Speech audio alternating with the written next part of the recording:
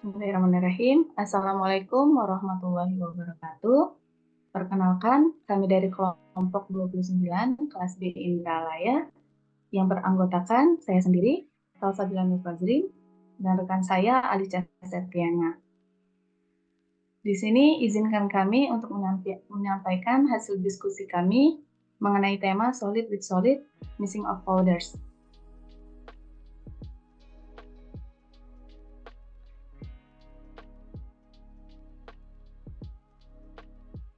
Baik, di sini saya akan menjelaskan mengenai definisi daripada solid with solid mixing, di mana pencampuran padat-padat tersebut merupakan pencampuran dari dua atau lebih dengan fase yang terdispersi, dan juga fase yang terdispersi tersebut berupa padat atau solid.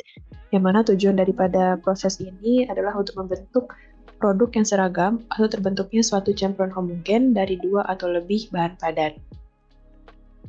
Adapun beberapa prinsip yang diterapkan pada solid with solid mixing ini, yaitu pencampuran konvektif, pencampuran powder dalam jumlah besar, lalu pencampuran difusi terjadi ketika pergerakan partikel secara acak, lalu pencampuran geser lebih baik daripada pencampuran difusi, tetapi membuat kerusakan juga pada partikel. Selanjutnya adalah powder mixer. Powder mixer ini adalah alat yang digunakan dalam proses mixing of powders, di mana alat yang digunakan tersebut berfungsi untuk mencampur dua atau lebih bubuk secara merata. Pada umumnya, alat ini digunakan pada industri makanan, farmasi, kimia, hingga kosmetik. Adapun cara kerja alat ini pada dasarnya adalah dengan menggerakkan bahan bubuk atau powder yang terletak di dalam wadah pencampur tersebut, di mana gerakan ini sangat bergantung pada jenis powder mixer yang digunakan. Berikut adalah cara kerja daripada powder mixer.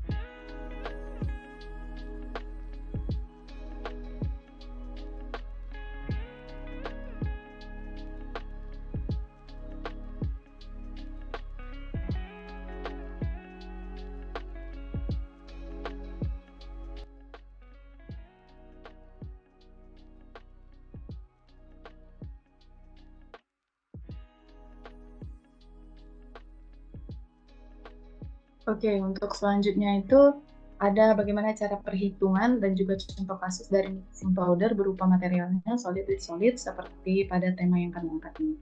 Jadi pada sebuah mixing powder dirancang untuk menghasilkan campuran homogen, yaitu campuran yang sama dari dua buah jenis serbuk yang berbeda, yaitu serbuk pasir dan juga serbuk kapur. Nah, alat mixing powder yang dirancangkan akan digunakan untuk menghasilkan campuran dan komposisi tertentu, yaitu kita ambil sebesar 40% dan juga kalau serbuknya itu 40% dan juga pasirnya 60% per serbuk kapurnya. Nah, berikut terlampir bagaimana spesifikasi yang harus dipenuhi dalam merancang alat mixing powder. Di mana spesifikasi teknisnya bahan yang digunakan berupa stainless steel, terus untuk kapasitasnya itu 2 kg, terus untuk ukuran alatnya 70 cm kali 50 kali 30 cm. Untuk waktu pengadukannya atau waktu pencampurannya sekitar 30 menitan. Terus kecepatan mixingnya 120 rpm. Terus untuk toleransi kesalahannya kita buat lebih kurang 3%. Nah, berdasarkan spesifikasi teknis tersebut, tentukan rancangan alat mixing powder yang dapat memenuhi semua persyaratan yang telah ditentukan. Di mana gunakan bahan-bahan yang berteknologi apa saja yang dianggap tepat dan juga sesuai. Nah, jadi untuk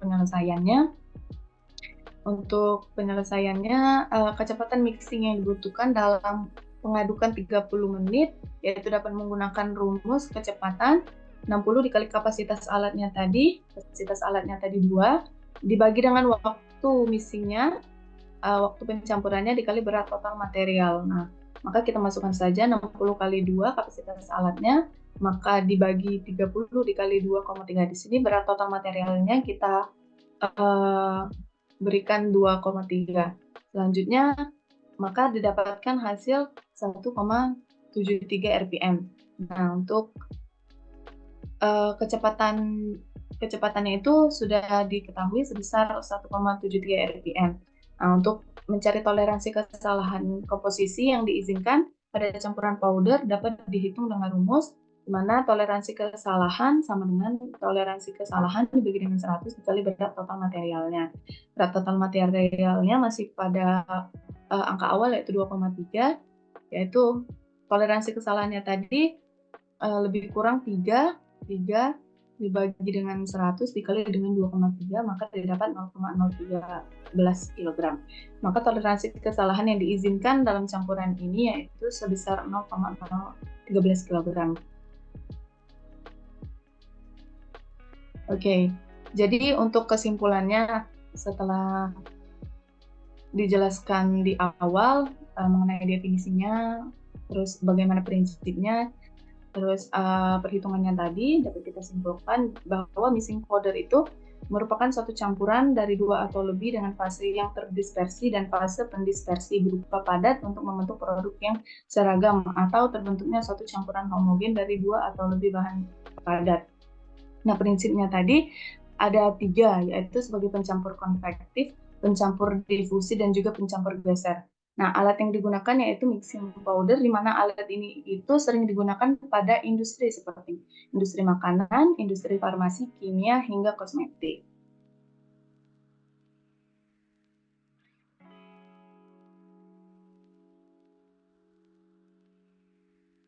Mungkin sekian yang dapat kami sampaikan. Inilah hasil diskusi kami mengenai mixing powders, yaitu solid with solid. Terima kasih kepada dosen pengampu mata kuliah PAP dan juga teman-teman. Kami akhiri, wabillahi taufiq wal hidayah. Wassalamualaikum warahmatullahi wabarakatuh.